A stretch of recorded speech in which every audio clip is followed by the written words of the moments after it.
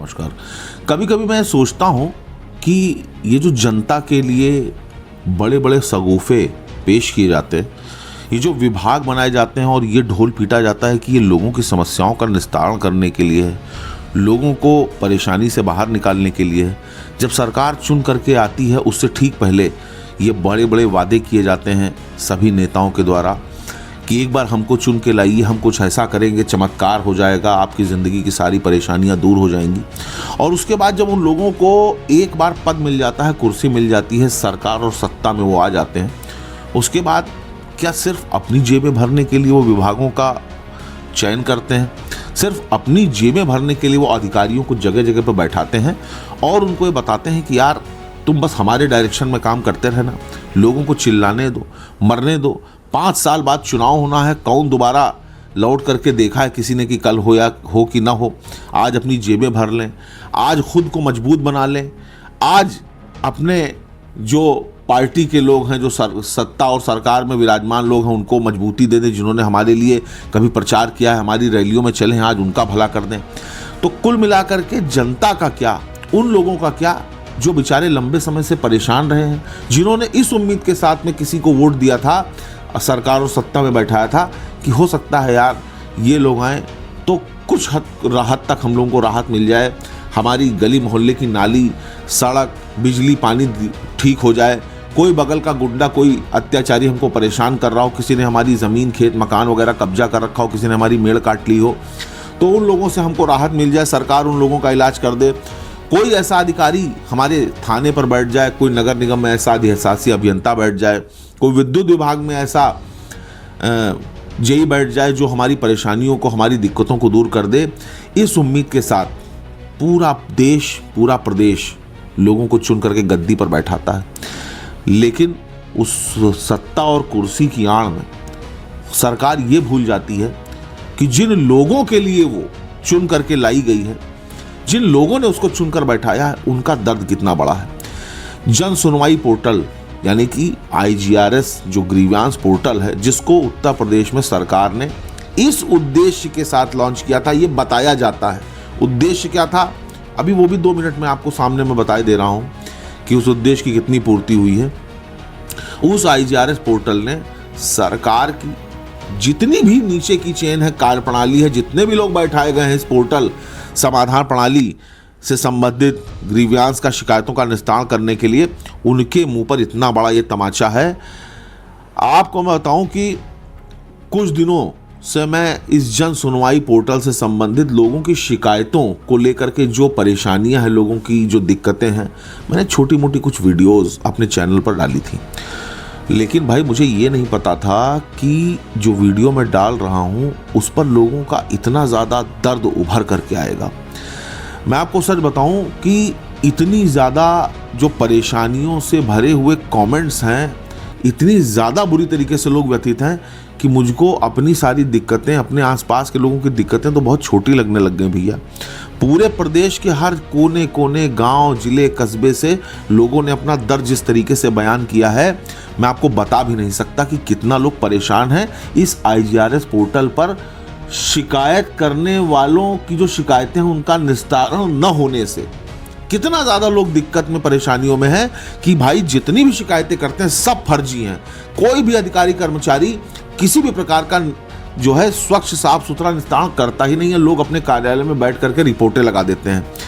ये देखिए, अभी मैं आपको बताऊं कि मैंने केवल और केवल बस आप लोगों को दिखाने, बताने के लिए वो अपना जो वीडियो था उसका कमेंट सेक्शन खोला है।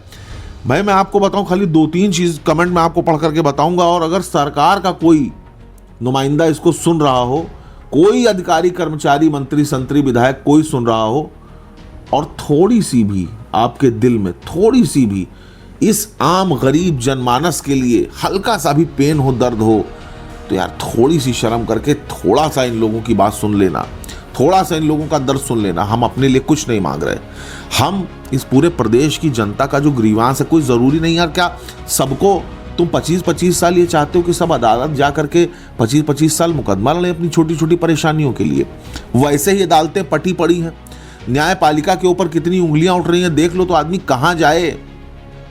अब देखिए इसमें जैसे एक भाई साहब हैं ठाकुर रामविलास सिंह चौहान जी, इन्होंने लिखा है जब तक इन सब अधिकारियों को फांसी नहीं होगी इनकी कोई सिफारिश न करे, रिश्तेदार परिवार पाटीदार तभी सुधरेंगे। सोच के देखिए आदमी कितना परेशान रहा होगा यार, जो इस आदमी ने ये चीज लिख दी कि फांसी ना मिले, कितना ज्यादा इसके साथ अत्याचार हुआ होगा। एक भाई साहब हैं राम शिरोमणि चौहान जी, उन्होंने लिखा भ्रष्टाचार से जुड़े विभागों के अधिकारियों और कर्मचारियों की प्रॉपर्टी की जांच गुप्त रूप से कराई जाए। के.एस. दुबे जी ने लिखा 80 से 90% रिपोर्ट गलत व मनगढ़ंत ही भेजी जाती है, इसकी जानकारी भी पीड़ित पक्ष को नहीं दी जाती, इसलिए पीड़ित को पता ही नहीं चलता कि क्या कार्यवाही हुई। एक भाई साहब हैं चंद्रकांत सिंह पंवार जी, ऐसा कुछ नहीं करने वाले, चुनाव के बाद सब ठंडा हो जाएगा। सोच के देखिए, अभी जो मुख्यमंत्री जी ने वादा किया था कि निष्पक्ष निस्तारण होगा, जो लोग कोई कार्यवाही नहीं करेंगे, जो लोग शिकायत का सही निस्तारण नहीं करेंगे, उन अधिकारियों के खिलाफ कार्यवाही की जाएगी, तो उस पर ये कमेंट है। सर्वेश कुमार जी लिख रहे हैं कि जी ज्यादातर रिपोर्ट गलत लगाई जा रही हैं। जन सेवा पोर्टल जनता को गुमराह करने वाला एक ऐप है, सब फर्जी है, ये दिखावा है, सबसे ज्यादा जन सुनवाई की बुरी स्थिति बीजेपी ने ही किया है। ये मान पांडे जी ने लिखा है कि सबसे ज्यादा जन सुनवाई की बुरी स्थिति भारतीय जनता पार्टी ने ही किया, और मैं नहीं कह रहा हूं। ये देखिए एक भाई साहब का कमेंट पढ़ रहा था, उन्होंने लिखा है, ऐसा नहीं कि मैं अपने मन से कह रहा हूं, मैं गलत नीतियों के खिलाफ हूं। लिखा है सुनील कश्यप जी हैं, सबसे ज्यादा तो अधिकारी भ्रष्टाचारी हो गए हैं, उनको पैसे दो तो काम होगा, नहीं तो जमीनी स्तर पर कोई काम नहीं करेंगे। अजीत सिंह जी एक हैं, लिख रहे हैं भ्रष्टाचार इस कदर हर व्यक्ति सरकारी नौकरी या नेता बनना चाह रहा है, इससे पता चलता है कि दुनिया भर में दौलत कहां है। सोच के देखिए, एक भैया छोटे लाल गांधी जी, उन्होंने पूरी की पूरी एप्लीकेशन, यार ये देखो, आप बताओ ये आदमी कितना परेशान रहा होगा। ये अधिशासी अधिकारी नगर पालिका परिषद मऊ कि कोई है, उन्होंने पूरा का पूरा अपना जो शिकायत है वो इस वीडियो के कमेंट सेक्शन में ही लिख डाला है। किस लिए बैठाया है भाई, किस लिए बैठाया, किस लिए IGRS पोर्टल, जन सुनवाई पोर्टल बना करके लोगों का विश्वास भंग किया गया है, इसीलिए कि लोग बेचारे परेशान रहें, पीड़ित रहें, तड़पते रहें, चिल्लाते रहें। लिखा है विजय कुमार जी हैं, उन्होंने लिखा राजस्व एवं पुलिस विभाग को उच्च अधिकारियों का पूर्णतया संरक्षण प्राप्त होता है, इसीलिए भ्रष्टाचार भी करते हैं। रघुबर दुबे एक है, उन्होंने लिखा मेरे प्रकरण में जिला अधिकारी के आदेश के खिलाफ लेखपाल के द्वारा वन विभाग को बार बार आख्या प्रस्तुत किया जा रहा है।